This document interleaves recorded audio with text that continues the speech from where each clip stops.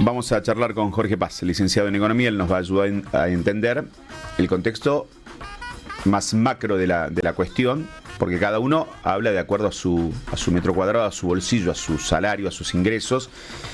Para algunos le parecerá muy poco lo que aumentó a comparación de lo que le costó comprar. Para otros, bueno, está bajando, está descendiendo.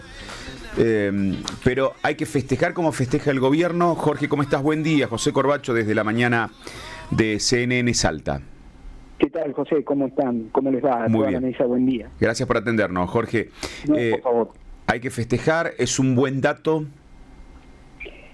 No, es un dato esperable. Es esperable de que la inflación siga a un ritmo bajo, pero siguen aumentando los precios.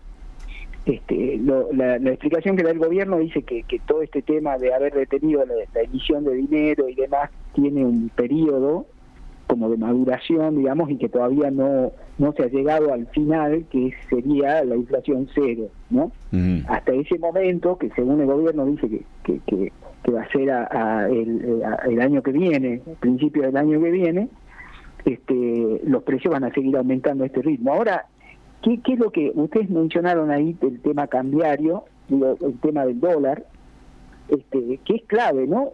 Ahí me gustaría explicar de que la inflación tiene dos, digamos, si uno limpia un poco toda la borraja, digamos, se queda con dos elementos que son claves para entender por qué aumentan los precios. Uno es el tema de la puja distributiva en términos internos, digamos, de trabajadores que piden más salarios con empresarios que trasladan normalmente ese salario a los precios. Entonces ahí comienza lo que se llama la espiral inflacionaria.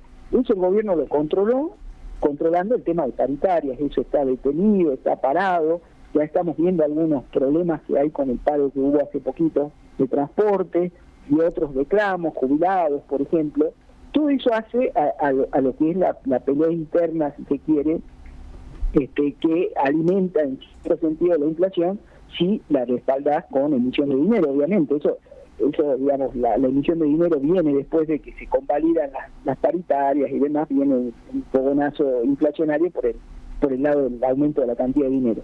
Pero por el otro lado tenés la otra tensión, digamos, social, aparte de esta tensión interna, que es la tensión externa, que es lo que se refleja en la cotización del dólar. Aparece reflejado ahí el tema del qué dólar le conviene a qué sector de la economía. Al sector exportador le conviene un dólar más alto del que tenemos ahora, al sector industrial le conviene un dólar bajo, planchado, y entonces ahí eso es lo que está en este momento el gobierno batallando. Y fíjense que ayer o anteayer ya comenzó todo el tema del nuevo blanqueo de capitales. Sí, de sacar la plata del colchón, sí. Exacto, porque el cepo, ¿por qué se levanta? Se levanta porque llega la plata del Fondo Monetario Internacional, que le permite espaldas al gobierno de tener dólares para soportar eventualmente una huida de la gente hacia el dólar, digamos, dejar aquellos que pueden ahorrar, dejar los plazos fijos, dejar el ahorro en moneda nacional y pasarse al dólar. Entonces, para hacer eso, necesitan tener el dólar bajo, y la plata del Fondo Monetario lo que hizo fue eso. Logró mantener las expectativas tranquilas, y el dólar se mantuvo en un nivel muy bajo, con una flotación, entre comillas, libre, digamos, entre determinados umbrales, pero podía flotar, digamos, lo que te va a decir el gobierno. Bueno, se podría haber ido a 1800, no se fue. Claro, no se fue porque había dólares. Ahora ya no están, ya esos dólares ya comenzaron a irse, y ahora el gobierno comienza otra etapa de un nuevo incentivo para traer más dólares. La pregunta es hasta cuándo dura esto, porque esos son elementos que son acciones, digamos, que se van implementando para no que una variable como es el tipo de cambio, el dólar, el precio del dólar, no termine, porque si esto se dispara termina impactando claramente sobre los precios, así como en las paritarias. Si se desatan las paritarias y hay emisión monetaria, que es lo que nos pasaba en el gobierno anterior, que no se podían detener estas negociaciones que hacían que el gobierno necesitara emitir cada vez más para poder convalidar esas estructuras de salida. Entonces todos ganábamos más, pero también nos subían todos los precios Entonces era una carrera inflacionaria. Eso se puede dar por el lado de la tensión externa en la cotización del dólar. El gobierno ya controló, insisto, la puja interna, y ahora está batallando con este tema, pero el tema es que sigue siendo escasa la cantidad de dólares. No podemos superar eso, y eso no se va a superar si no hay crecimiento económico y exportaciones, ¿no? Claramente. El gobierno, en su momento, dentro de su explicación económica, en esto de sin emisión monetaria no debiera haber inflación, ¿no? Y ellos siempre hablaron de 1 año y medio, 2 meses de latigazo. Estamos empezando a llegar, siguiendo ese principio teórico, a partir del segundo semestre de 2025, la inflación ya debería perforar el 2%, tal vez ya el próximo mes deberíamos ver un menos de 2%. Claro. Hacia el 2026 ya tendríamos que tener inflación cero, supuestamente.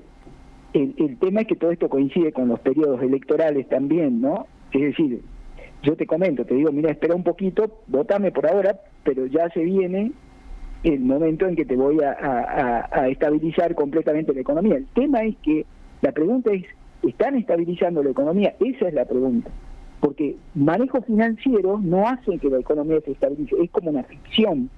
Yo estoy trabajando sobre variables que permiten una cierta estabilidad, pero que están pendiendo de un hilo, porque en cualquier momento se te corta, digamos, el flujo de entrada de dólares por algún motivo, y el sector exportador en Argentina no está generando divisas genuinas. Digo, todo lo que estamos consiguiendo de divisas son por blanqueo de capitales o por préstamos del Fondo Monetario Internacional, que eso es deuda.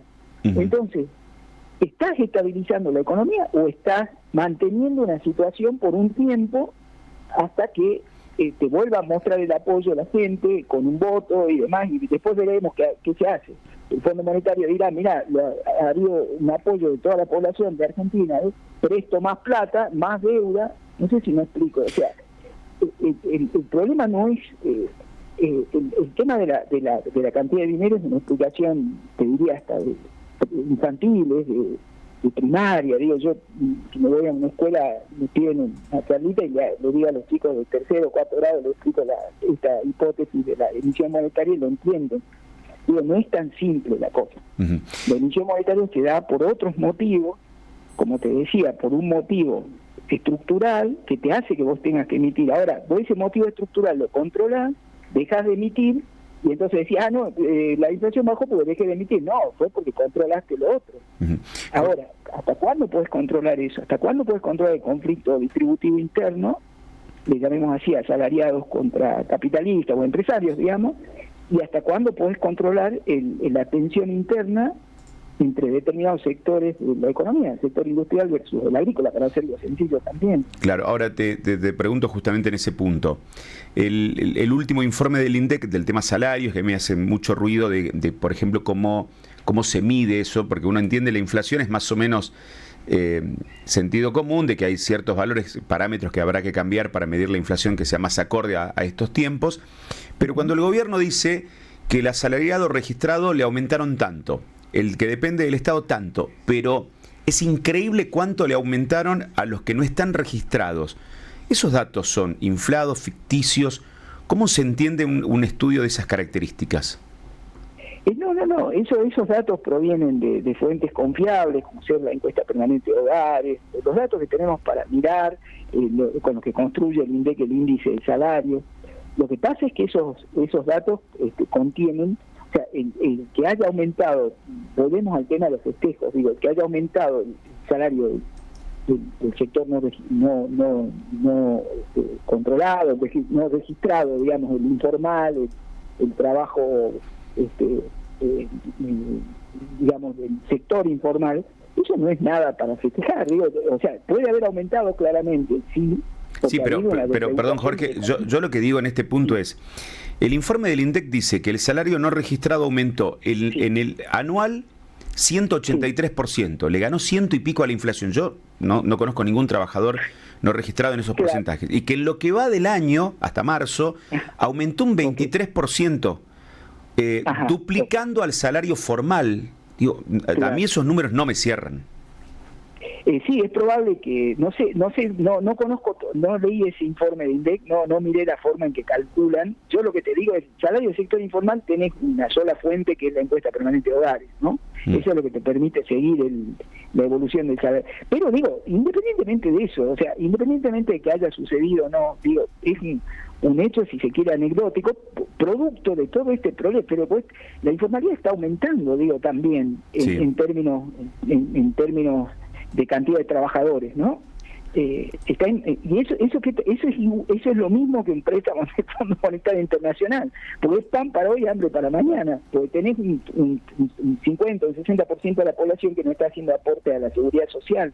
Digo, claro. No es un hecho a destacar, decir, mira, el salario del sector informal aumentó, el salario no registrado aumentó, no sé, como insisto, tengo que ver esas cifras, pero independientemente de eso, no me alegra que haya aumentado ese salario, porque ahí estamos, en términos económicos, estamos en una situación complicada. El sector informal está, eso sí lo miré, está aumentando en términos de volumen, o sea, hay más informalidad, y en la provincia nuestra todavía bastante más que a nivel nacional, y eso sí es muy peligroso. Claro. Porque de acá a 15 años, 10 años, tenés gente que se está tratando de jubilar y que no tiene aporte. Hoy lo estamos viviendo, ¿no? Ya, claro. Digo, con situaciones previas que ya conocemos, ¿no? Jorge, gracias como siempre por el tiempo, por ayudarnos a pensar un poco mejor la cuestión numérica y de la realidad socioeconómica del país. Un abrazo. No, gracias a usted por que tengas buen día. Un abrazo. Jorge Paz, licenciado en Economía, charlando con nosotros, hombre que además es investigador, que lleva adelante procesos de investigaciones económicas no solamente en nuestro país. Ellos miden, por ejemplo, trabajan con economistas que miden lo que se conoce como la nueva canasta que implementó el INDEC en los últimos tiempos, y es la canasta de crianza, y laburan de esta manera también con otros países de Latinoamérica. Bueno, la realidad de cada uno sabrá dónde terminó ajustando, terminó apretando la misma consigna que venimos hablando hace un montón de meses en nuestro país. Yo cuando veo los números del día de ayer de la inflación, por ejemplo, también se conoció la canasta básica alimentaria y canasta básica total. 162.554 pesos, la canasta básica alimentaria para una persona, sí. Lo que marca la línea de indigencia. La línea de pobreza para una persona está fijada en 359.244 pesos.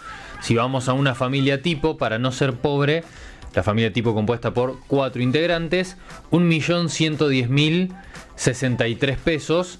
La línea de indigencia fijada en 502.291 pesos. Y en esto que marcamos, la jubilación mínima no alcanza para cubrir la canasta básica total. Si tenemos en cuenta el bono, o sea, la jubilación mínima sin el bono no alcanza. Con el bono, por apenas 10.000 pesos.